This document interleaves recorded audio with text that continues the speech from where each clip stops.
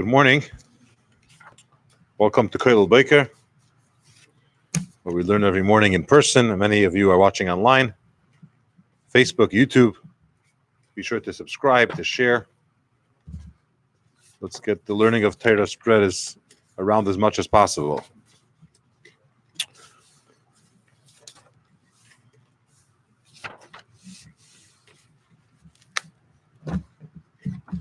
Parshas Vayechi, which is the last parsha of Chumash Bereshis, of Genesis, really talks about the time that Yakov Avinu and the Shvatim spent in Mitzrayim. And of course, that led to the exile and ultimately the slavery and unfortunately the suffering and hardship that the Jewish people went through for so long.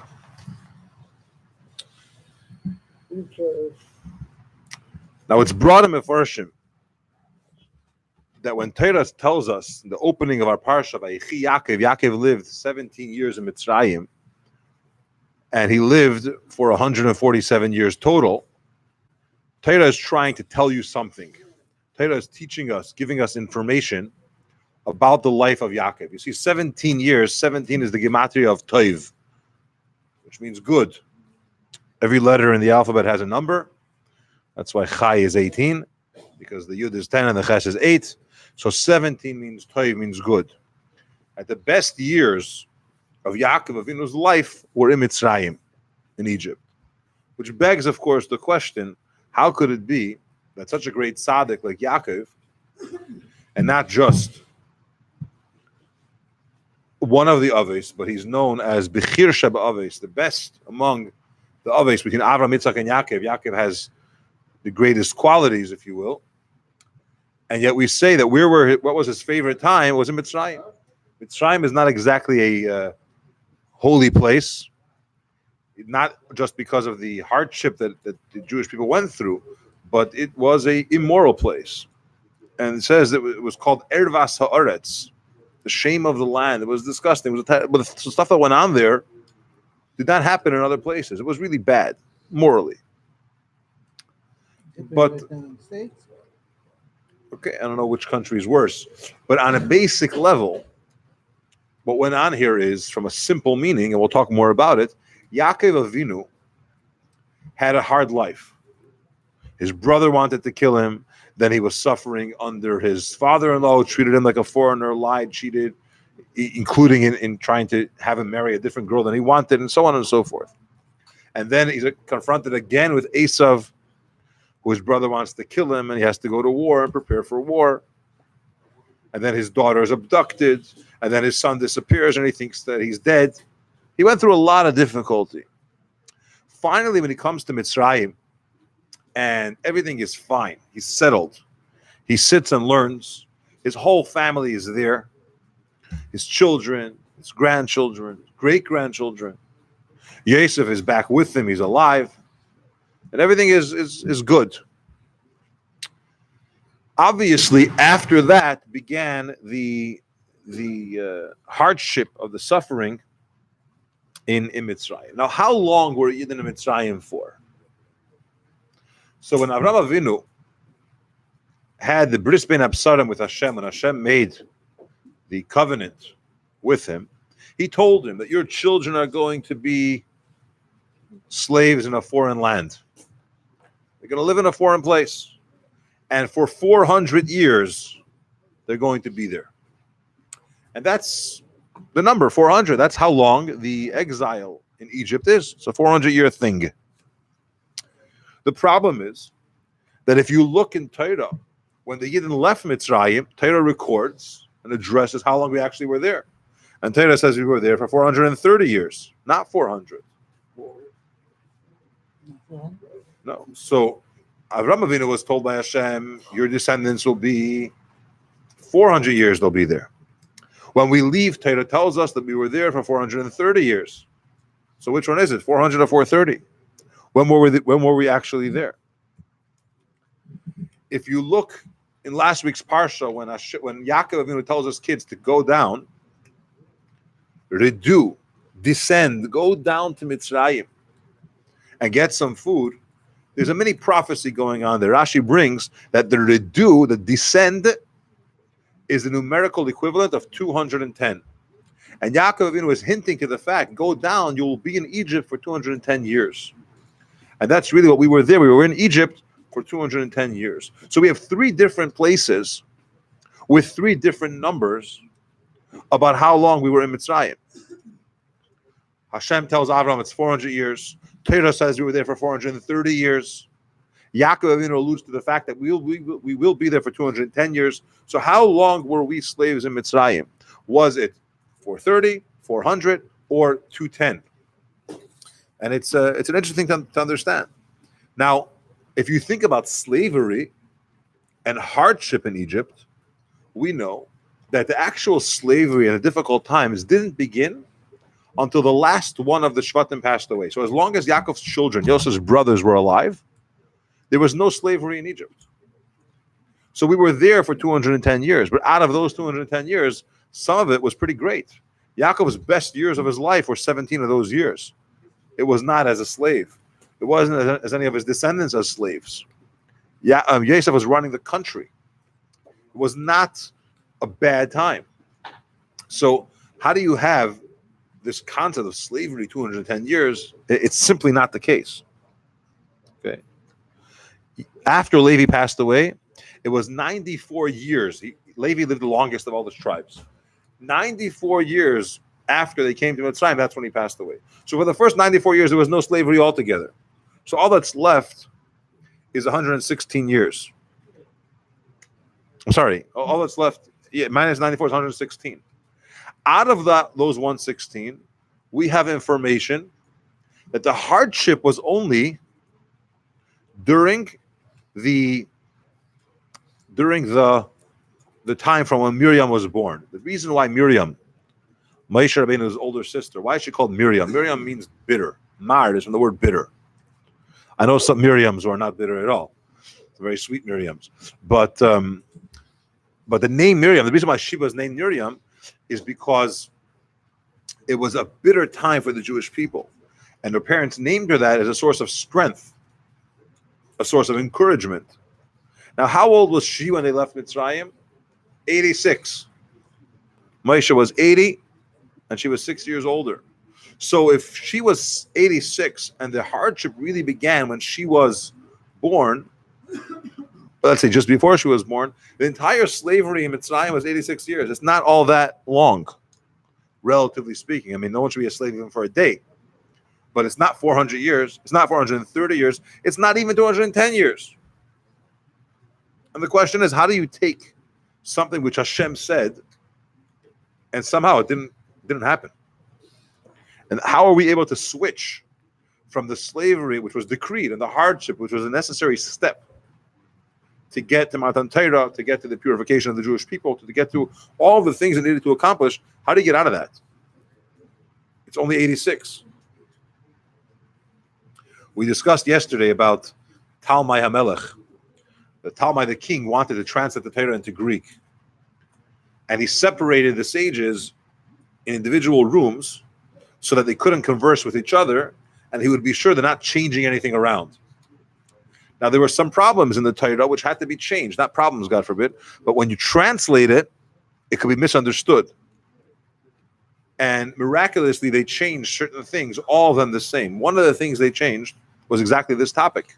When Torah says they were in Mitzrayim for 430 years, they changed that to say Mitzrayim ubishar aratzos and other lands. Because when Talmai or anyone else would read it, they would say, what? 430 years we were in Mitzrayim? It's not accurate. So they added bishar aratzos. So you see that it's a problem to understand how Torah tells us 430 years in Mitzrayim, and really we were only there for 210. And out of those 210, slavery was only 86. Now, there are different explanations for this. I want to share some of them, and then we'll get to our lesson, our message. One explanation that Medrash brings is they were supposed to be in Mitzrayim for 400 years.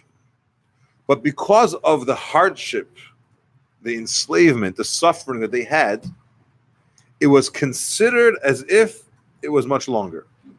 In other words, 1 year was considered like many years. It wasn't just slavery. Because of the tremendous pain that they endured, it's considered to be much longer than it actually was. So 210 years or 86 years gets counted, as 430 or 400.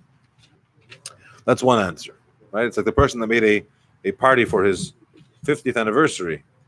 And as his friends are getting the invitation, one of his friends call him up and he says, "What's happening here?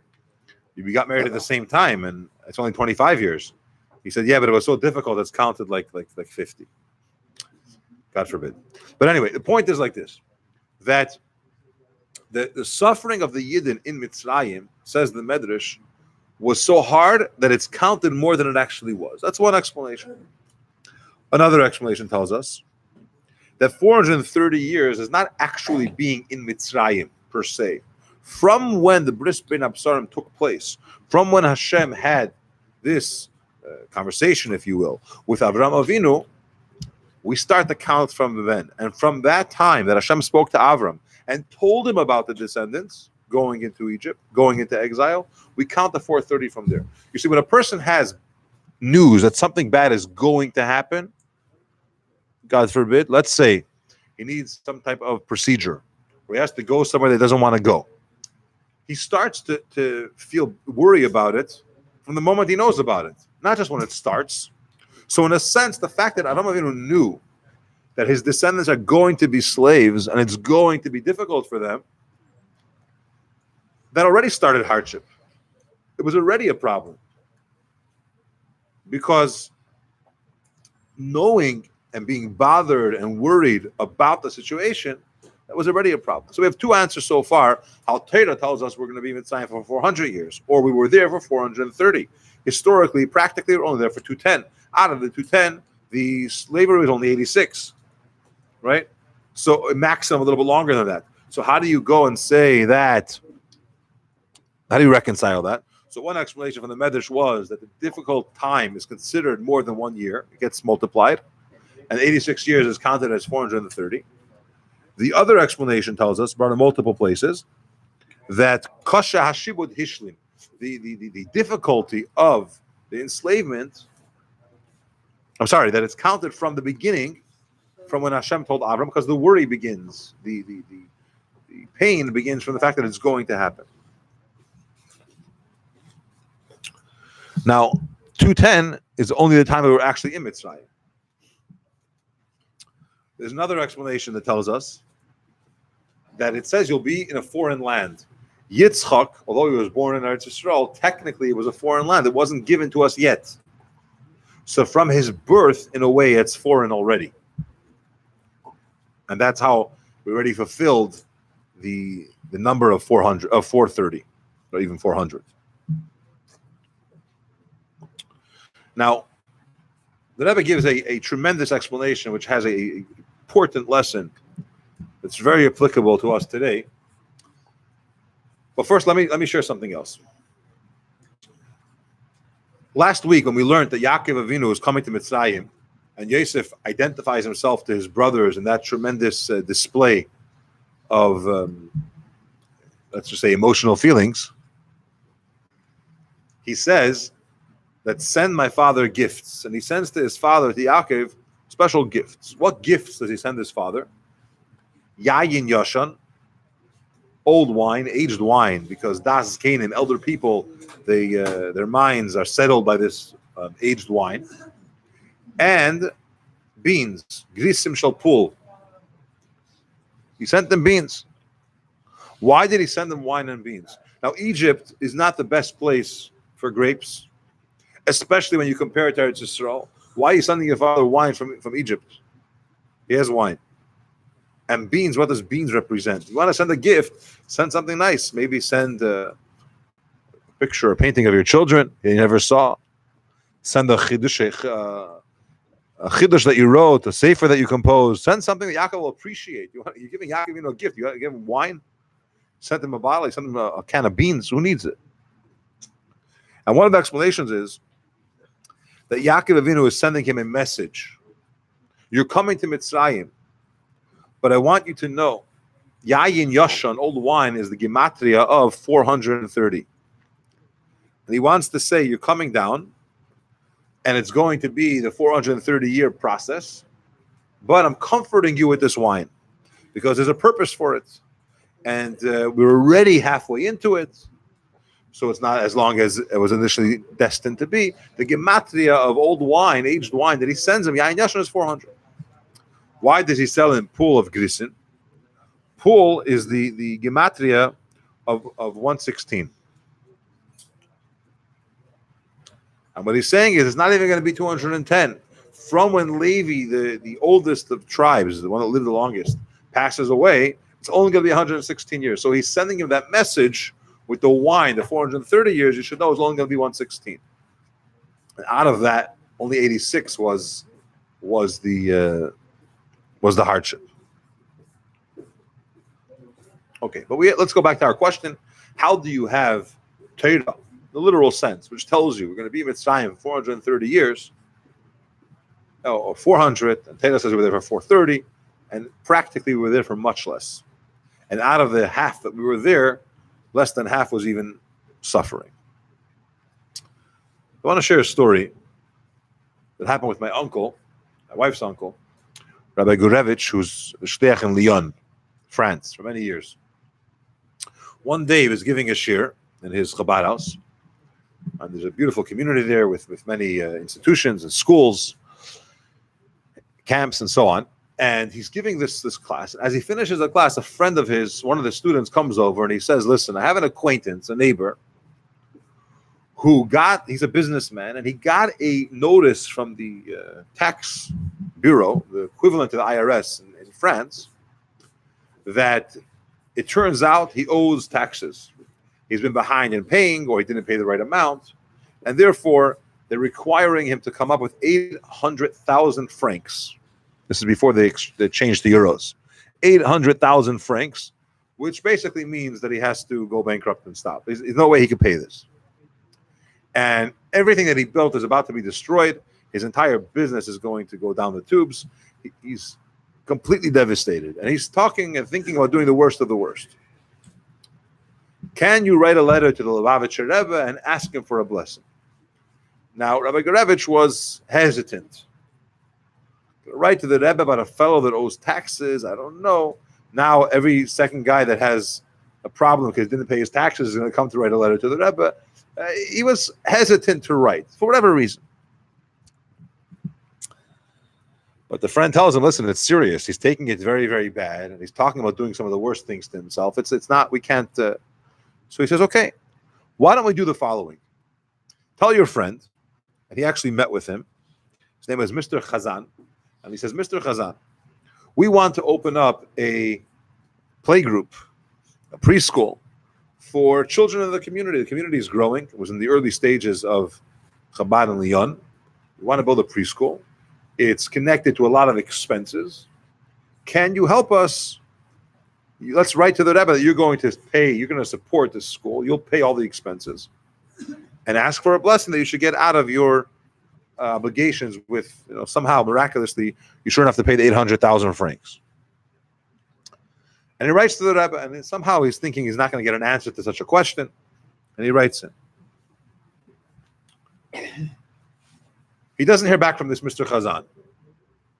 Some time goes by, and he hears people are talking. There's a rumor in town that Mr. Chazan is in a conversation with the tax bureau in France, and they're negotiating something. They actually only want half of it. They're not going to go for the 800,000 francs, only 400,000 francs. So he calls them up and he says, hey, we have a deal. You asked for a bracha, and you said that you'll support the preschool, which is very expensive. So he says, yes, but I want to be out of this payment altogether, not a modified version. That's not what I requested. Some time goes by, several months, and one Friday morning, Rabbi Gurevich gets a call. It's Mr. Chazan. He says, come to my office immediately. Comes to his office, and with shaking hands, he gives him a letter from the tax bureau. And the letter says, there's been a mistake in our calculations, an error. and you owe us nothing. Not only that, but we owe you, I think, 100,000 francs. Tremendous. And of course, he kept his side of the deal to support the preschool and so on. There is a concept, and I say this hesitantly because I don't want it to be misunderstood, but there is a concept. And that brings us in the Kota Sichas and Chelik Aleph. A person needs to go through some type of difficulty or hardship in some level in their life. And this is something which is unique to humans for the purpose to refine ourselves and a little bit get rid of our ego. The Gemara at the end of Masechta Kiddushin brings that Rabbi Lazar ben Reb Shimon said, I've never seen a deer that's drying figs to eat. I haven't seen it. I haven't seen a lion carrying a load to make a living. I haven't seen a fox, he says, being a shopkeeper or manning a booth at the marketplace. You don't see animals having to struggle in that way to make a living. Humans, on the other hand, they're working. It's an effort. That's what the Gemara says. The idea is that a person has to go through something in order to refine himself and break down our ego and sense of self a little bit. It's just the way Hashem created the world. But there's a choice. There's several ways to go about it. You could decide that you want to have that stress or that pressure in a positive way. You want to have that pressure in learning Torah. You're going to break your head to try to understand. You're going to really try hard to get to the bottom of it, and it's difficult. You're putting on yourself that difficulty. It exchanges other difficulties. Okay? What happened? When we came down to Mitzrayim, we were sat and learned Torah. Yakov sent Yehuda ahead of him and said, start a yeshiva. And they started learning. And they sat and they learned Torah.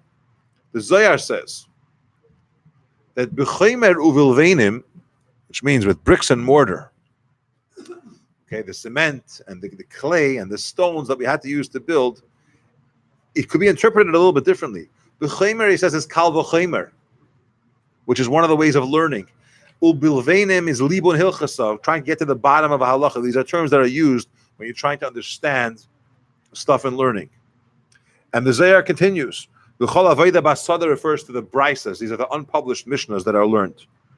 And it goes on the whole thing that when you learn Torah, you have one opinion that says it's kosher, the other one says it's not kosher. Another opinion says it's halal mutadim, halal tmeim, halal mutam, halal mutadim. These ones are saying it's impure. These ones are saying it's pure. You constantly have this back and forth, and it's. I don't want to use the word stress, but that's what it is. You're trying to understand. You're exhausting yourself in learning. By doing that, says the Rebbe, you exchange exhaustion from other areas to this. The Yidden in Mitzrayim, through their learning, were able to undo some of the literal slavery that would have been required from them. There's a story about the Chafetz Chaim. Somebody once came to him, and in his city, he was running a gemach. He started a fund to lend money to people that needed to borrow and other types of causes. He was in charge.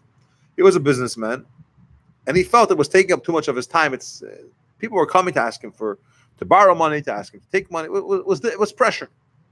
So he came to the Chafetz Chaim, and he said, I would like to give over this whole fund, the management of it. I can, but I don't want to spend the pressure, the stress, the hardship. I'll give it away to someone else to run. So Chafetz Chaim took out a tilim, opens it up, and it says here, David HaMelech is davening to Hashem, and he says, Ach toiv v'chesed yedefuni kol yemei chayai, that only good and kindness should pursue me, should chase after me, should run after me my whole life. It's Chav Gimel.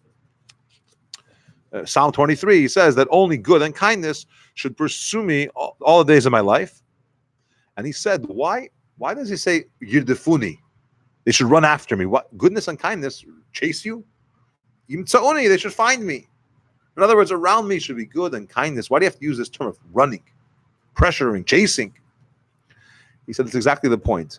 Everyone has something which is running after them. Everyone has something which is weighing them, which is exhausting them. It's the way Hashem created the world. It's part of human nature, as we brought from the Gemara. But you have a choice. And the Yidden and Mitzrayim were able to exchange that. And this is what the Chafetz Chaim told this person. Why don't you keep the stress of having to lend people and manage that fund and have people call you at all times of the day or night? Better this with goodness and kindness than something else. That's what David HaMelech was saying. If I have to have pressure, let it be kindness and tzedakah that I have to manage. I'll gladly take that. The Rebbe explains, Shevet Levi, the whole tribe of Levi, were never slaves. Through the entire duration of our time in Egypt, they were not slaves. The proof is Moshe and Aaron. They're coming to the palace, they're going from the palace. They were never involved in this whole slavery thing. They couldn't leave Egypt, right? It was a closed border, but they weren't slaves. Why? Because they sat and learned. They stayed in yeshiva. Other people of the time got up and they said, okay, the Shvatim passed away, and they went to make some money in the golden Medina of Egypt. Okay, there was opportunity. Pari was offering jobs. You could go build the capitals, build the new projects. They were into it. They went. They ended up becoming slaves. The tribe of Levi who sat and learned, that was their pressure. That was their exhaustion. That's what they chose ended up being that way instead of literal slavery. It was hardship, but in a very different way. And this, the Rebbe explains, is how we were technically in Egypt and technically in hardship only for 86 years, which is plenty, too much. But how do you make up 400? Because of the learning. Because they were Yetzer that in other ways. The time that Yakov studied, the time of the Shvatim studied, the whole being in Mitzrayim for 210 years, they were learning. All that fulfilled the amount that would have had to have been in slavery. So what does this mean practically? It means we have to really try hard and put an effort in learning. And what does that mean? It means learn more than you're used to. If for somebody, what they enjoy is a 20 minutes, a half an hour, go a little bit deeper, go a little bit longer. Or you just like to learn, just casually run through it. Think about it. Maybe ask a question. Try to figure out the answer. Don't just say, whatever. Okay, next. If I ever need this information, I'll come back to it. Actually, look in a commentary, or if you can't do it yourself, ask somebody. Break your head a little bit to try to understand more than you're accustomed to. And the Eibusher should help. There should be no stress of any type, only in learning, and only in trying to understand, and only kindness. Have a wonderful day. And again, thanks for watching. Share, subscribe, and comment. Kol tov.